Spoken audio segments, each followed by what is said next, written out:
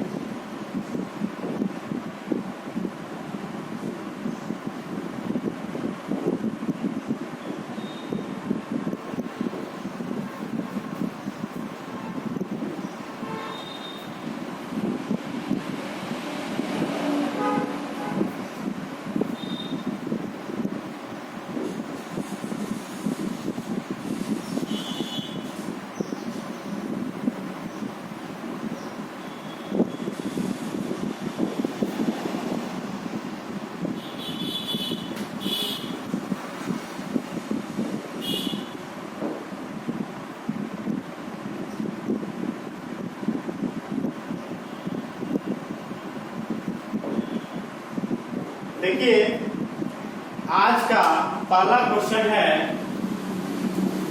m के स्पर्धक में घनत्व का मात्रक होता है। ठीक है, m के स्पर्धक में यानी मीटर किलो सेकेंड में MKS का मतलब होता है मीटर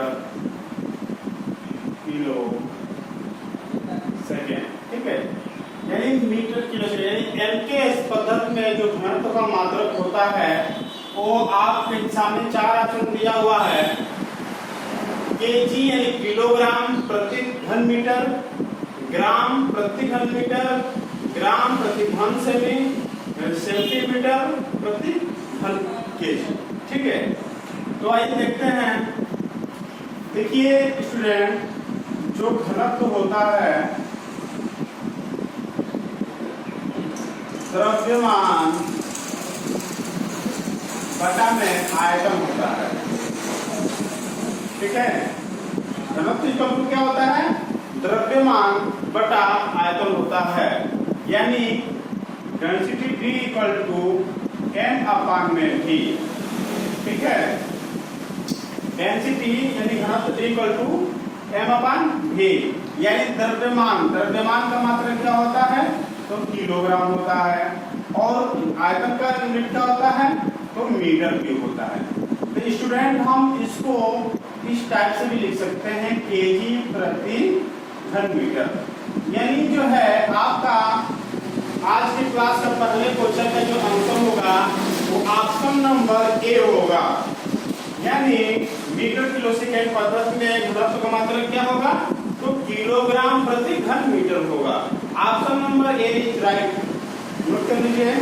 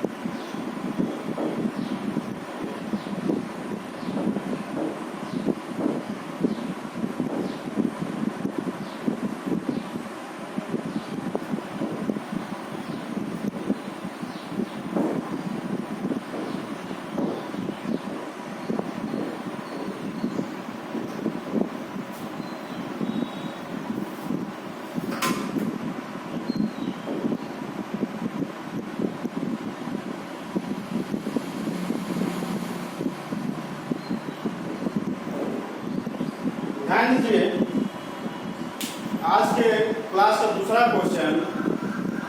क्वेश्चन क्या है स्टूडेंट, एक वस्तु का द्रव्यमान 5 किलोग्राम है, ठीक है, तो उसका भार न्यूटन में होगा। किसमें बताना है? न्यूटन में बताना है। आपके सामने ये 4 ऑप्शन है, ठीक है, आइए देखते हैं इसका आंसर क्या निकलता है। देखिए, सबसे पहले हमको ये पता होना चाहिए कि 1 किलोग्राम में कितना न्यूटन होता है, ठीक है। पहले देखते हैं, पहले देखिए 1 केजी,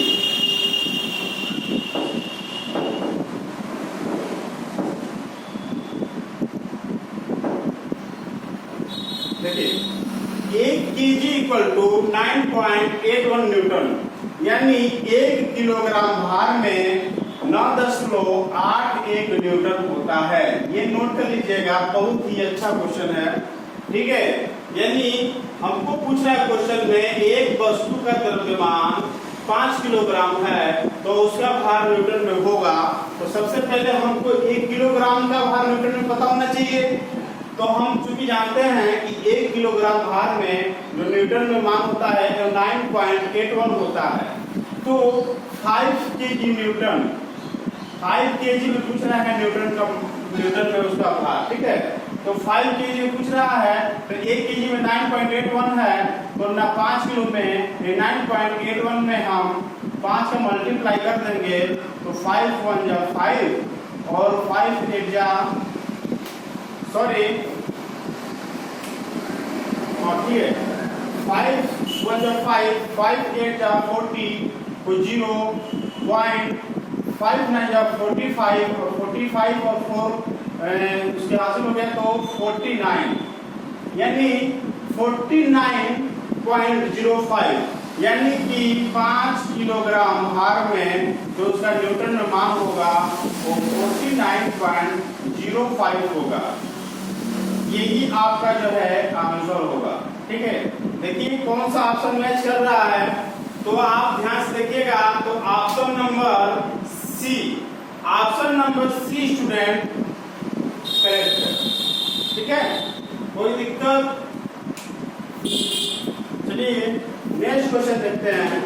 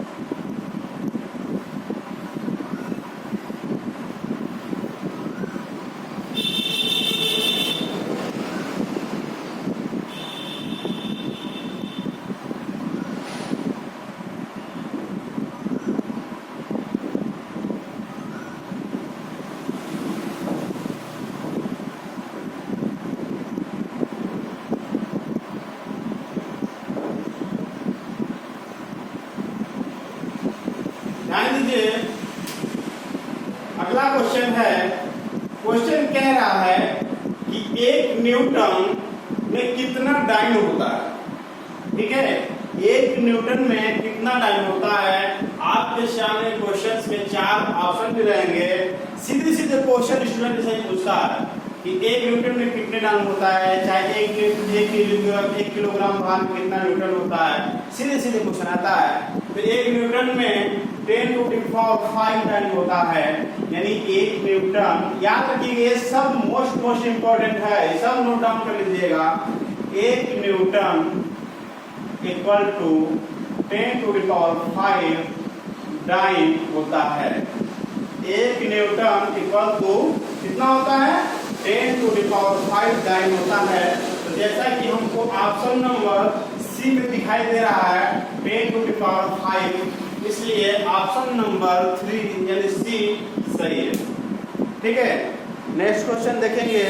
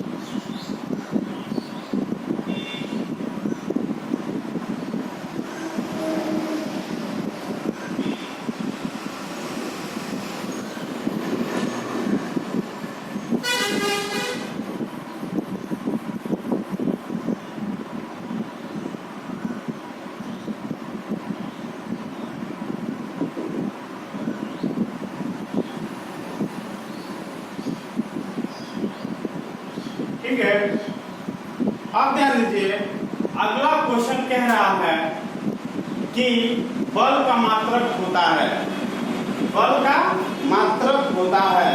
आपके सामने ये 4 ऑप्शन है, आपको बताना होगा कि बल का मात्रक इन चारों ऑप्शन में से कौन सा होता है। ठीक है, आइए स्टूडेंट देखते हैं। बल यानी F, बल को हम कैपिटल F से डिनोट करते हैं। तो बल यानी बल इक्वल टू द्रव्यमान, यानी कैपिटल एन से डिनोट करते हैं द्रव्यमान को, और मल्टीप्लाई त्वरण, जो कि इसको स्मॉल a से हम डिनोट करते हैं। यानी कि बल F equal to m into a होता है। ठीक है, नहीं पता है, हमको तो लग रहा है सबको पता होगा, नहीं पता है तो आप लोग जान लीजिए कि बल equal to m into a यानी द्रव्यमान गुणे त्वरण। अब देखिए निकालने का तरीका कैसे हम इसको निकालते हैं। जैसे मान लीजिए द्रव्यमान है, तो द्रव्यमान की जो यूनिट होती है तो किलोग्राम होता है। ठीक है, क्या होता है? किलोग्राम होता है। उसी तरह से त्वरण का मात्रक जो होता है मीटर प्रति सेकेंड स्क्वायर होता है। ठीक है, क्या होता है? मीटर प्रति सेकेंड स्क्वायर होता है। तो हम इसको क्या लिख सकते हैं? इसको हम लिख सकते हैं केजी मीटर प्रति सेकेंड स्क्वायर। ठीक है, क्या लिख सकते हैं? किलोग्राम मीटर प्रति सेकेंड स्क्वायर। ठीक है, तो यानी कि और जो है ये जो है एमकेएस पद्धति में ये जो है बल का यूनिट होता है, बल का यूनिट होता है। ठीक है, ये एमकेएस पद्धति में क्या होता है? बल का यूनिट होता है। और दूसरा यूनिट जो होता है वो न्यूटन होता है। दूसरा यूनिट क्या होता है? न्यूटन होता है। यानी कि बल का मात्रक न्यूटन भी होता है और किलोग्राम मीटर प्रति सेकेंड स्क्वायर भी होता है। ठीक है, नोट डाउन कर लीजिएगा, ऑप्शन नंबर ए करेक्ट। ठीक,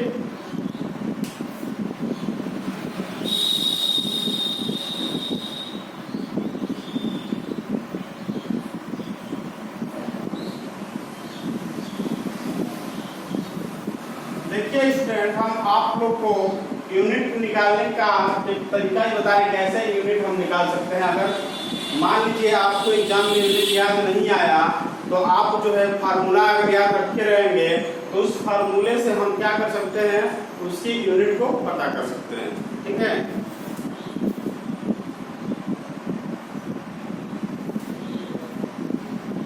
नेक्स्ट क्वेश्चन है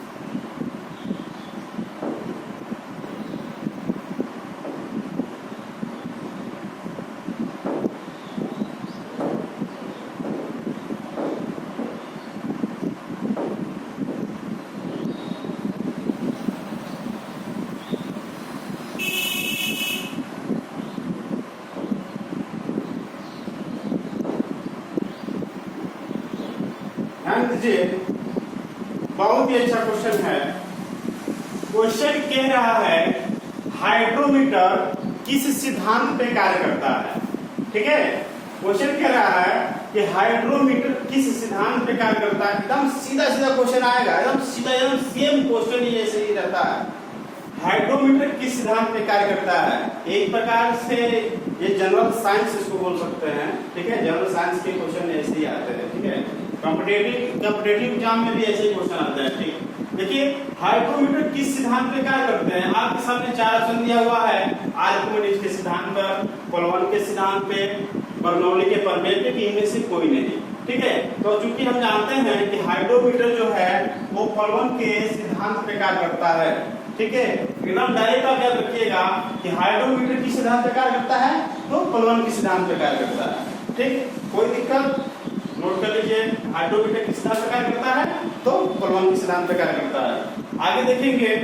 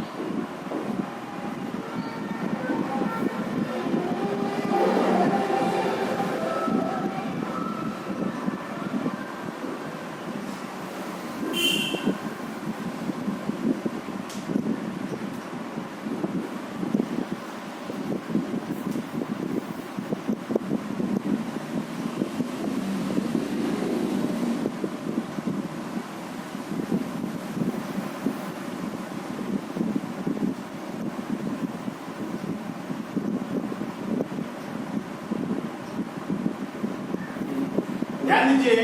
क्वेश्चन कह रहा है हाइड्रोमीटर से मापा जाता है, ठीक है। आपके सामने 4 ऑप्शन रहेंगे। पहला है आपेक्षिक घनत्व, दूसरा द्रव्यमान, तीसरा आर्द्रता और चौथा आयतन। देखिए एक हाइड्रोमीटर, देखिए पहले तो हम आपको कंफ्यूजन जो है उसको जो है हम दूर करेंगे। देखिए एक होता है स्टूडेंट, इन दोनों वर्ड्स में काफी अंतर है, लेकिन स्टूडेंट करते क्या है कि धोखा कराते हैं, इसलिए हम जो है इन दोनों का मतलब बता रहे हैं। देखिए एक होता है हाइड्रोमीटर और एक होता है हाइग्रोमीटर। होता क्या है, इन दोनों कंफ्यूजन क्वेश्चन में गलत करके आ जाते हैं कंफ्यूजन में। देखिए हाइड्रोमीटर, देखिए ये जो हम क्वेश्चन पूछ रहे हैं कि हाइड्रोमीटर से मापा जाता है, तो जो हाइड्रोमीटर होता है, हाइड्रोमीटर से हम आपेक्षिक घनत्व को मेजर करते हैं। हाइड्रोमीटर से क्या करते हैं, हम आपेक्षिक घनत्व को मेजर करते हैं, जबकि स्टूडेंट क्या करते हैं कि हाइड्रोमीटर से आर्द्रता को मापा जाता है। इस क्वेश्चन को भी हम नोट कराएंगे।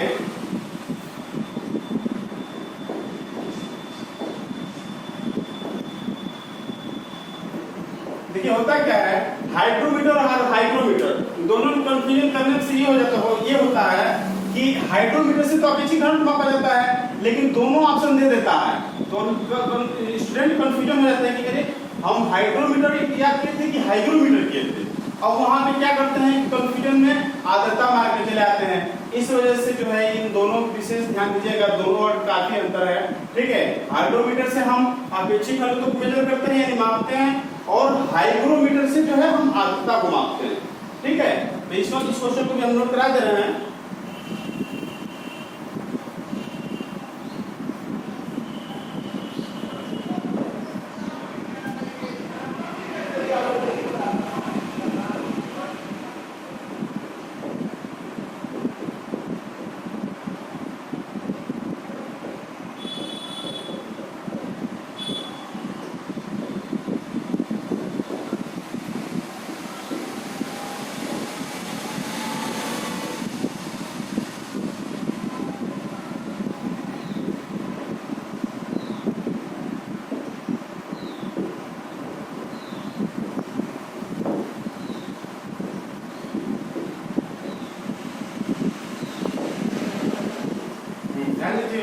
देखिए वहां पे था, इससे जस्ट पिछला वाला क्वेश्चन जो था वो था हाइड्रोमीटर, ठीक है। आप ऐसे ही बना करके दिमाग में रख लीजिएगा, ऐसे जैसे हमने आपको लिख करके दिखाया कि दोनों में काफी कंफ्यूजन होता होता है तो आप हाइड्रोमीटर लिख करके उसके सामने जो है आप आपेक्षिक घनत्व लिख लीजिएगा और हाइग्रोमीटर लिख करके उसके सामने जो है आर्द्रता लिख लीजिएगा। ठीक है, यानी हाइग्रोमीटर से मापा जाता है, हाइग्रोमीटर से क्या मापा जाता है तो आर्द्रता मापा जाता है, यानी ह्यूमिडिटी।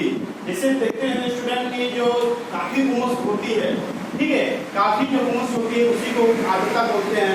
जब काफी उमस होती है यानी आर्द्रता जब बढ़ती है तो बारिश होना निश्चित होता है। ठीक है, ये जस्ट टेम्परेचर के लगभग अपोजिट होता है। ठीक है, अगला क्वेश्चन देखेंगे।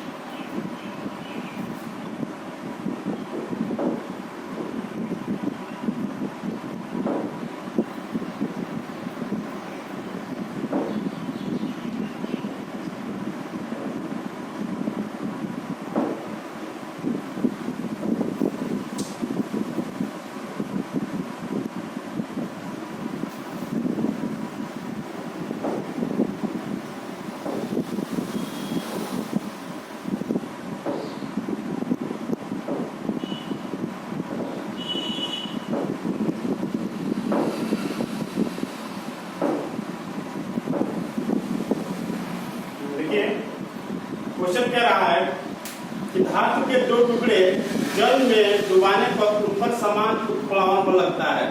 यदि कहने में स्टूडेंट ये कह रहा है, जैसे मान लीजिए स्टोव में जल भरा हुआ है, ठीक है,